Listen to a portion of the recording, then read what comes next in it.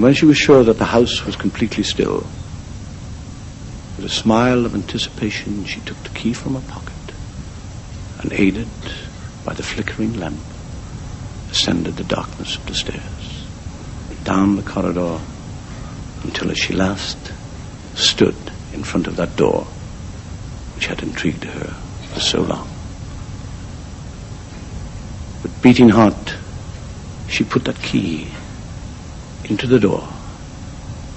According to Greek mythology, the god Zeus created women, or woman, to punish man.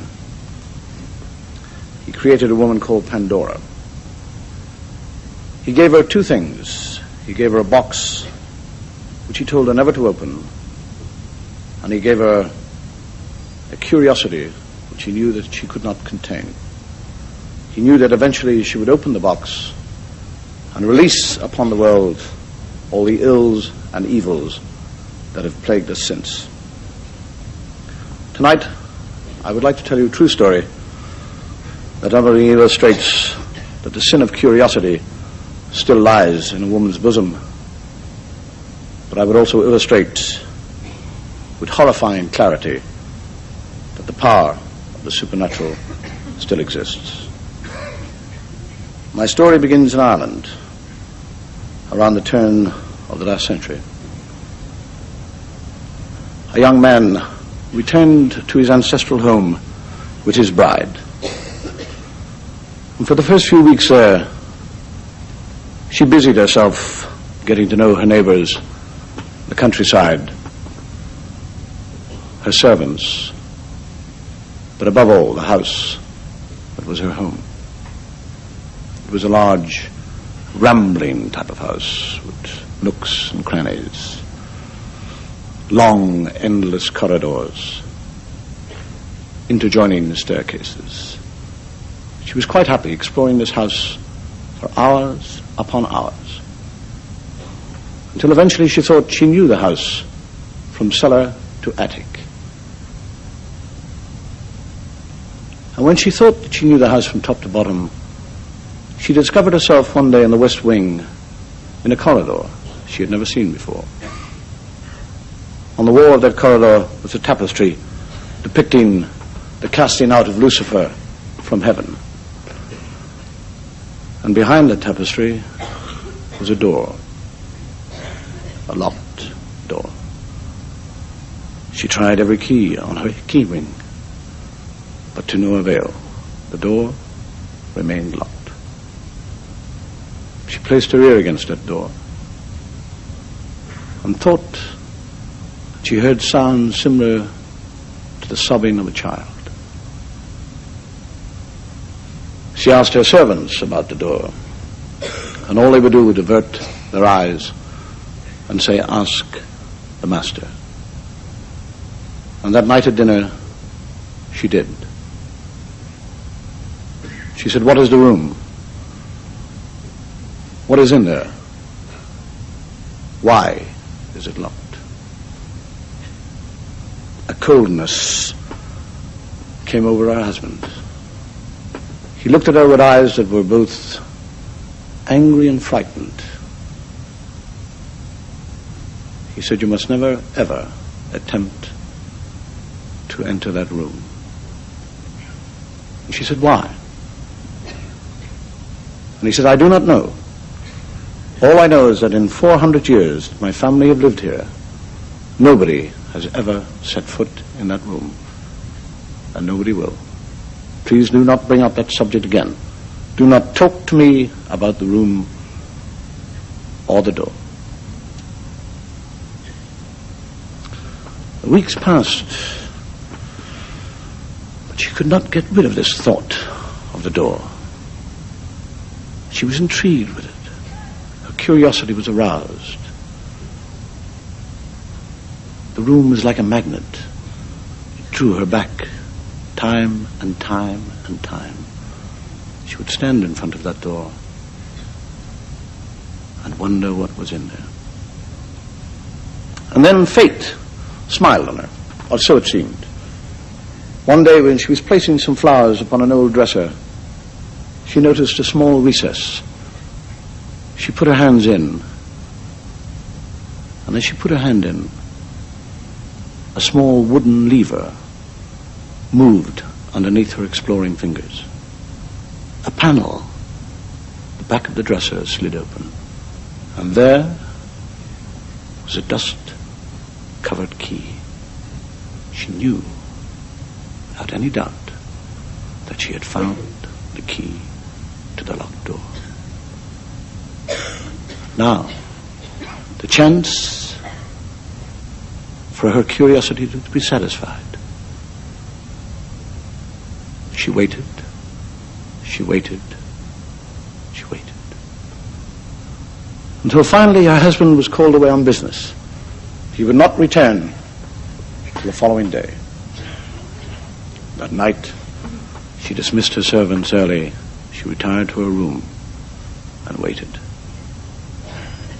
And when she was sure that the house was completely still, with a smile of anticipation, she took the key from her pocket and, aided by the flickering lamp, ascended the darkness of the stairs, down the corridor, until at she last stood in front of that door which had intrigued her for so long. With beating heart, she put that key into the door, and a single hollow click, it opened, and the door slowly moved inwards.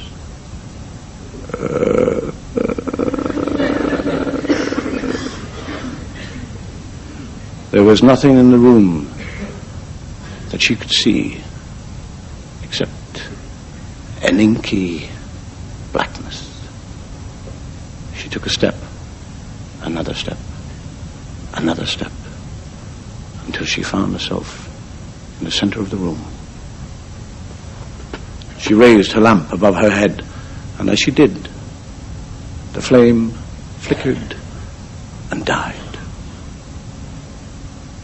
She was engulfed in this darkness, a darkness so heavy, so thick, it was almost physical. She screamed.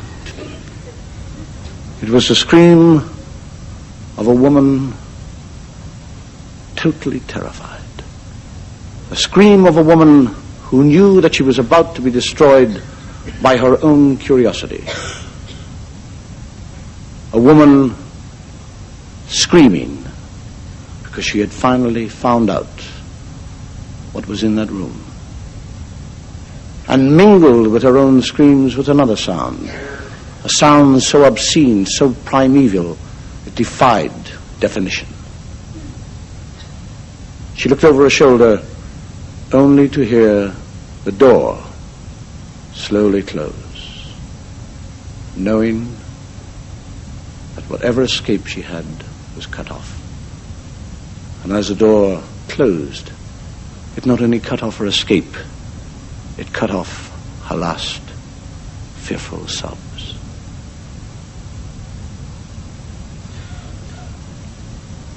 What made her scream? What evil was in that room? What supernatural force made that door close on its own? I have no idea, but if I ever find out, I'll let you know. So far in this series, I haven't told a ghost story. And as this is the last show in the series, I think tonight is tonight. If I may, I would like to tell you a true story. A story about a house that had a bad room, what they call in Ireland a bad room. It had an atmosphere. People were loath to go into it. They didn't wish to have anything to do with it. And if people heard about this room and they wanted to go and see it, the people of the house would say, please don't go near the room. And if you do go near the room, always go with somebody, because it has some sort of fatal attraction to draw those people in. And people would open the door and let people look into the room. And the sense of attraction to that room was like a magnetic pull. they would want to go in. And that is why the other person was there, always to stop them. And then one young, foolish man decided against all advice that he would spend the night in the room. And people pleaded with him, scolded him, shouted at him, screamed with him, fought with him. And he said, no, I will spend the night in the room to rid us all of this superstitious rubbish. And he went in to that room. And the door, without any human being touching, closed behind him.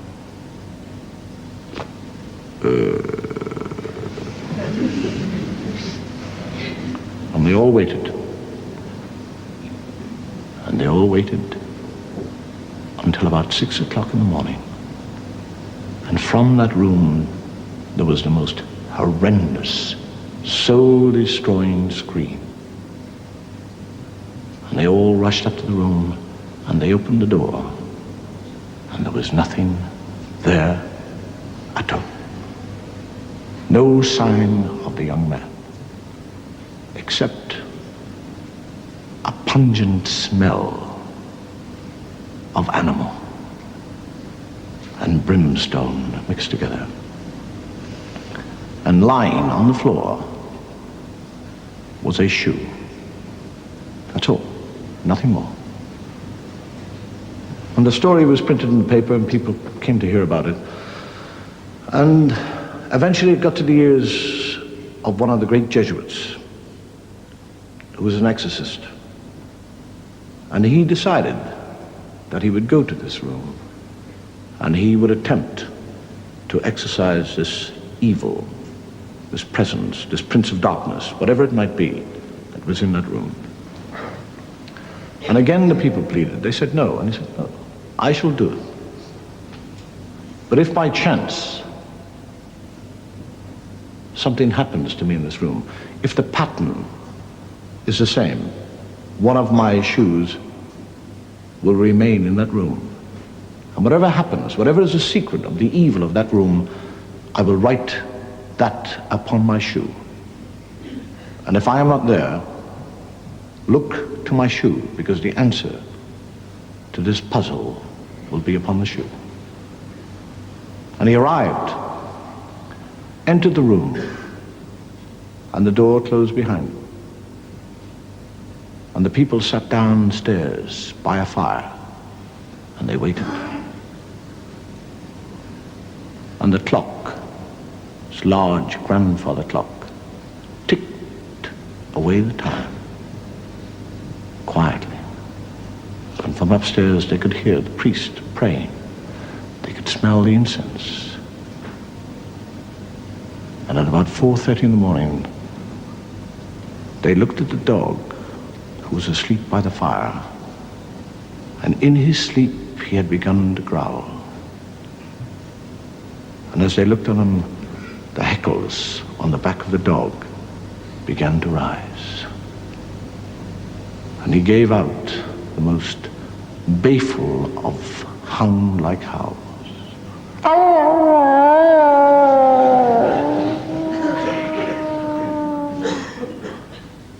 And from the room upstairs, they heard the scream.